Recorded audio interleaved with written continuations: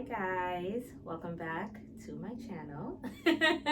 I'm trying to get a little better at this, you know what I mean?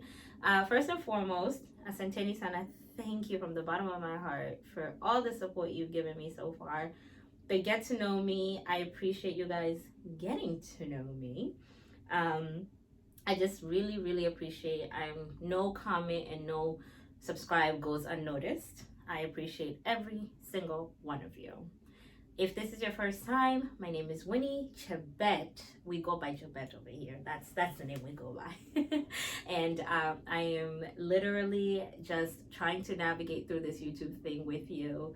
New to this, but I'm true to this. That was so corny. Oh my god, I am very corny. Anyway, today I wanted to just like dive into something a little bit more serious. I wanted to talk about a question that I was asked, and I thought it was like the perfect question to answer on this episode. Basically, the question was, what is the hardest thing I have been through, and how did I get through it? That is a loaded question because I'm 31 years old, and in this little bit of time, I like to consider myself young, okay? So in this little bit of time I've had on earth, 31 years, of course, there have been a lot of hardships. There has been a lot that has happened that were absolutely amazing for sure. I consider myself very blessed. But also, with that being said, just like everyone else, I have been through my fair share of hardship. It was really hard to pinpoint the hardest thing. Only not because I don't know what it is, because I do. It was hard to bring myself to talk about it because it is something that I'm still dealing with internally, and I'm still trying to find ways to cope, because that's life, you know. Either you try to get over that hurdle, or you let it block you from everything else that you've ever done. You know what I mean? So for me personally,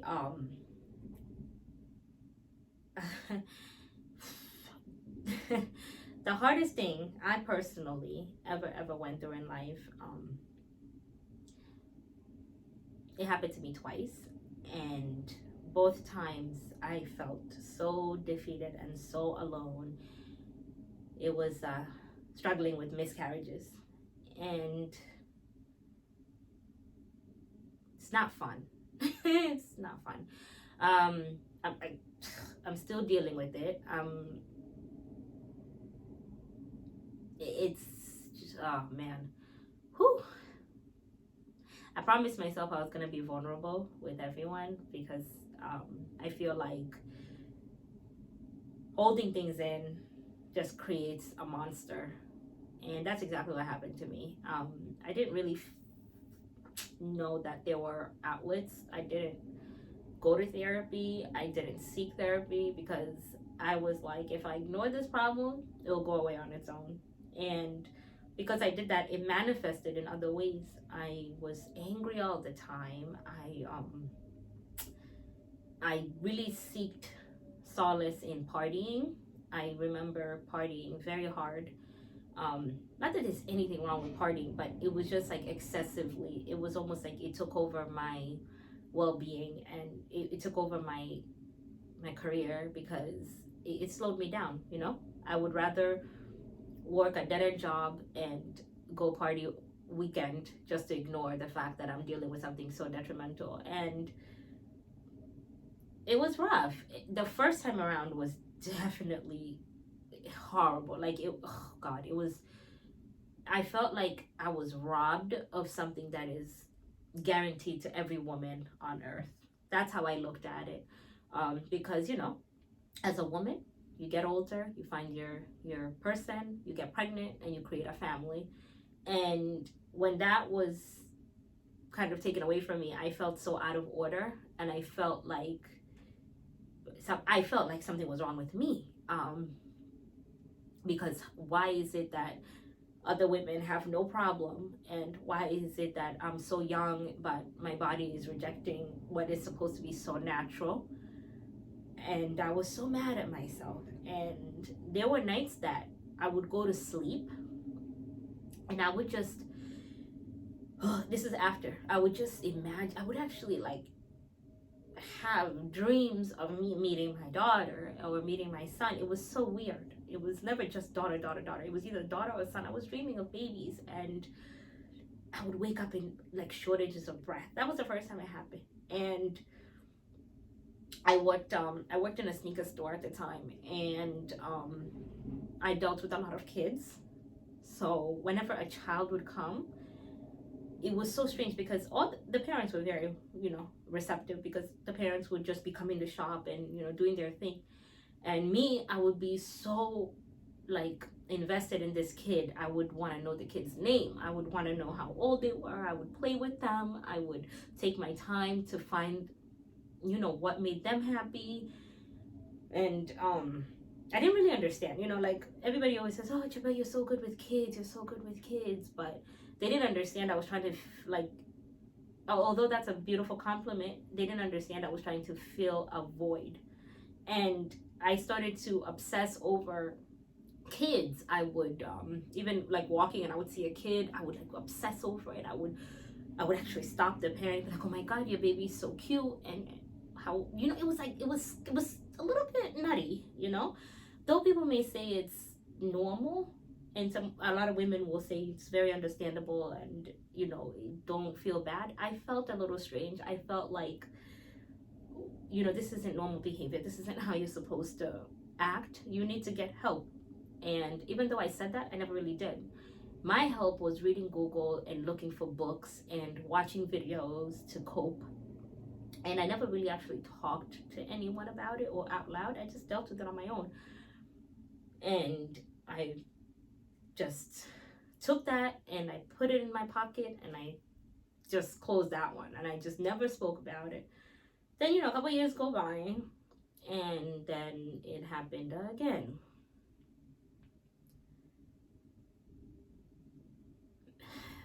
Like, let me tell you something.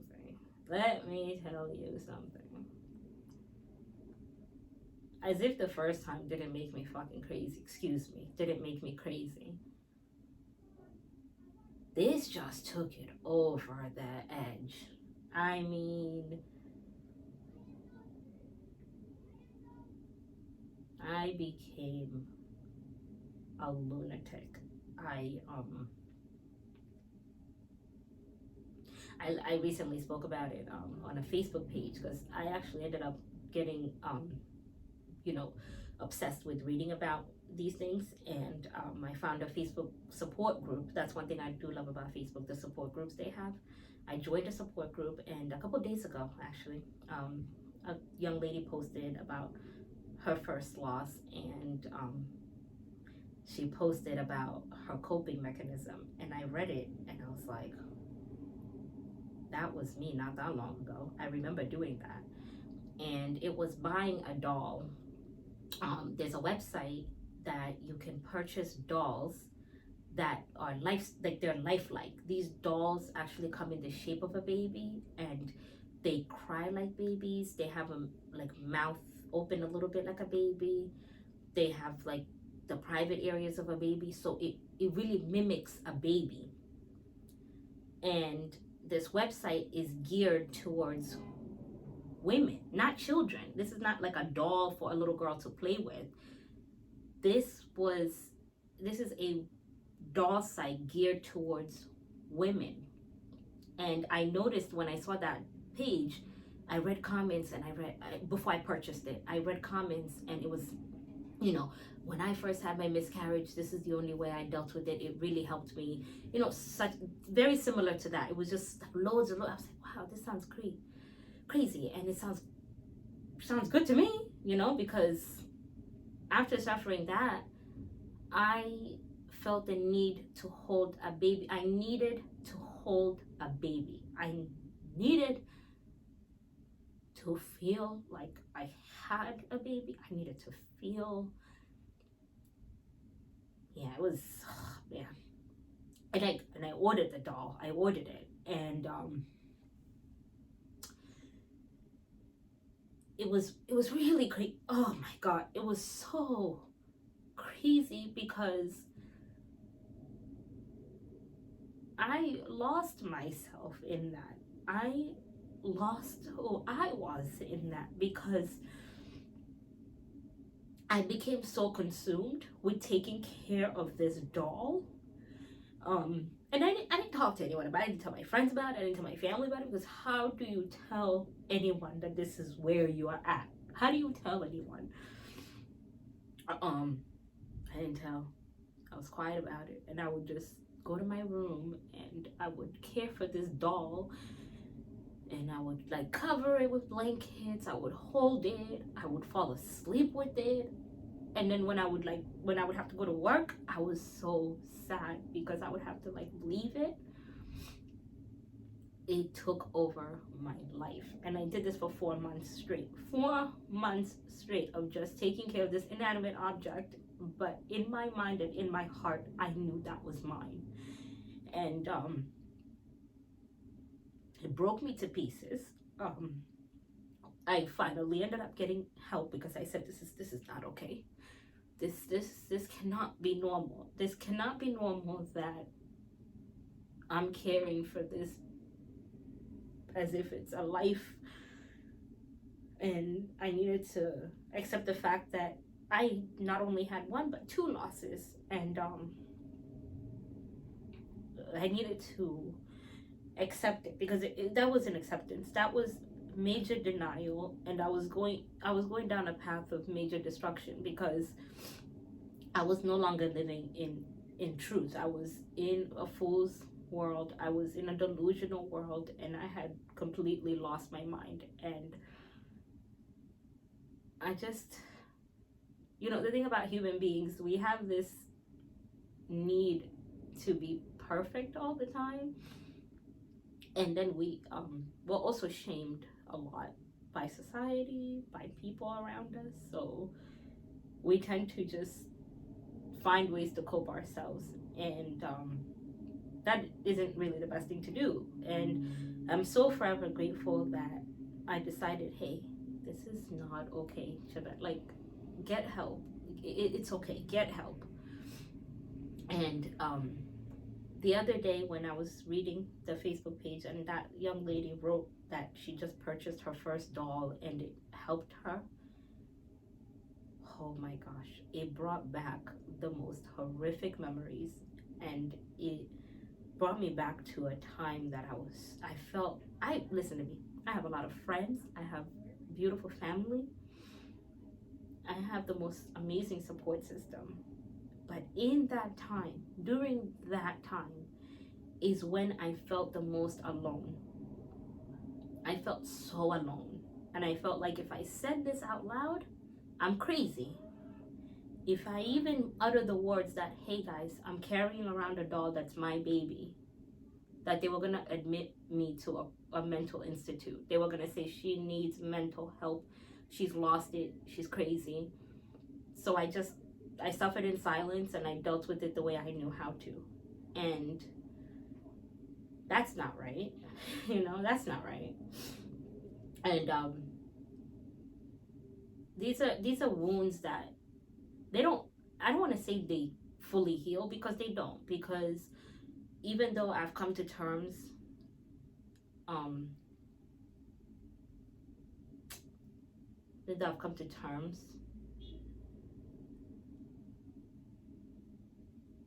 just still very painful.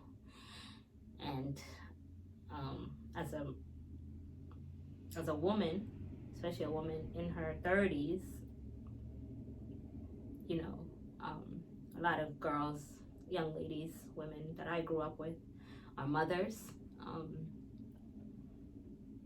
And I see it, and I'm so happy for them.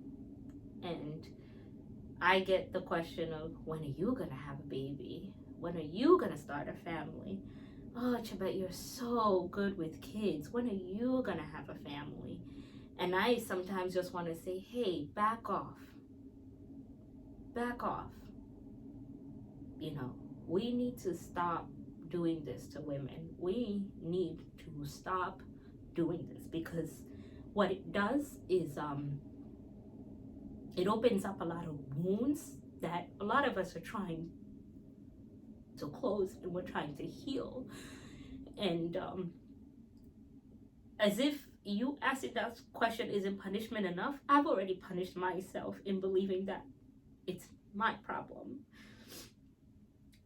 So I just beg and I really ask people to be mindful and just be mindful, you know? Be mindful. Be be kind, and don't ask a woman when you're gonna have a baby.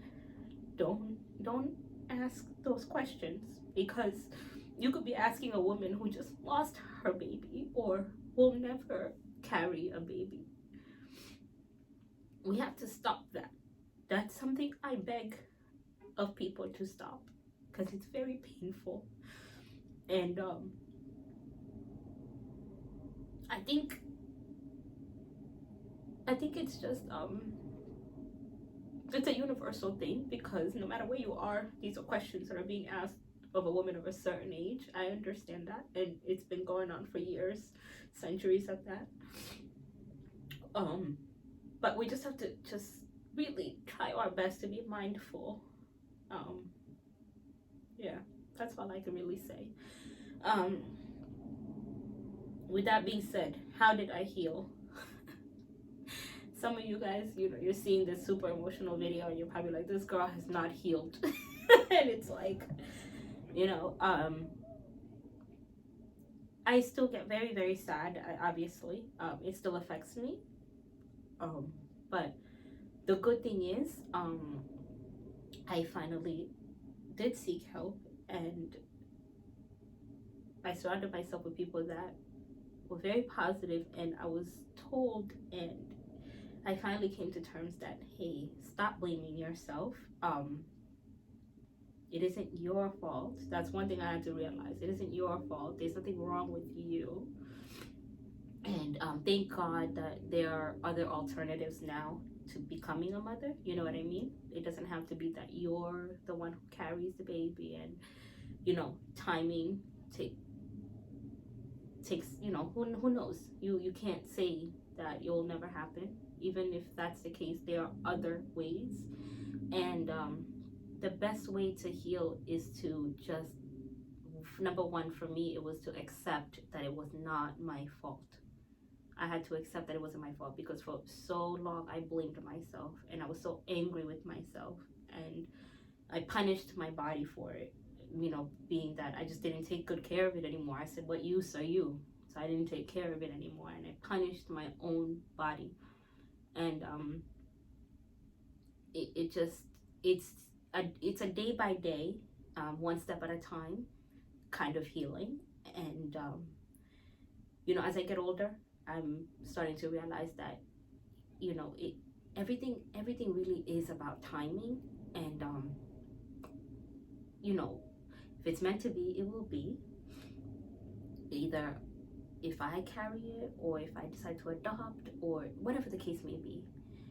But what I did realize was I needed to just accept the fact that, hey, you know what, Chibet? There's a lot of things you've accomplished now that maybe you would have never accomplished had you been a mother. And I'm not, by no means necessary am I saying that you cannot do these things as a mother. I'm talking about my personal experience. I do know that a lot of things I did and I had to do, it probably would have been just not the right time for me. And I'm genuinely at peace with that. That's one thing I could promise. I'm at peace with the fact that, hey, there's a reason that didn't happen, and you may never know why, but just know that, hey, look at you. You chose different paths in life, and who knows? I'm super happy with what I'm doing now. I'm very content with what I'm doing now, and I'm content in the woman that I have become and I am becoming. So it's like, hey, take it easy on yourself. You know what I mean? Take it easy. Take it easy. You don't have to beat yourself up. And I'm so grateful because my family, keep growing. I have nephews and I have a niece, and I have little cousins, babies all around me. My friends are having babies. I'm being the world's greatest auntie. I am, and I'm very content with that. I'm very happy about that, and I'm figuring out life. 31, still very young. I still have a while to go, and maybe one day I'll look at this video and say, "Hey, look," you know. But just any woman that is going through this right now or has gone through it, just stop blaming yourself, and don't think it really it's not your fault. It's not your fault. It really isn't. And I know it sounds like nothing, because when I was going through it and I heard it, I was like, stop talking. But I'll still reiterate, it is not your fault. It is not by any means you. Timing is everything, and there are absolutely other ways that you can. And don't give up. Seek help. If there's anything I could, please seek help. Seek help. Talk to somebody, because therapy really was my saving grace. Talk to somebody professionally. Find a safe space. Find the one person in your life that's not going to, make you feel bad about it or just not understand. You know what I mean? Because not everybody understands that pain. Or just find things like the Facebook group. Find coping groups. Find healthy ways. Read. Find a hobby that could just distract you from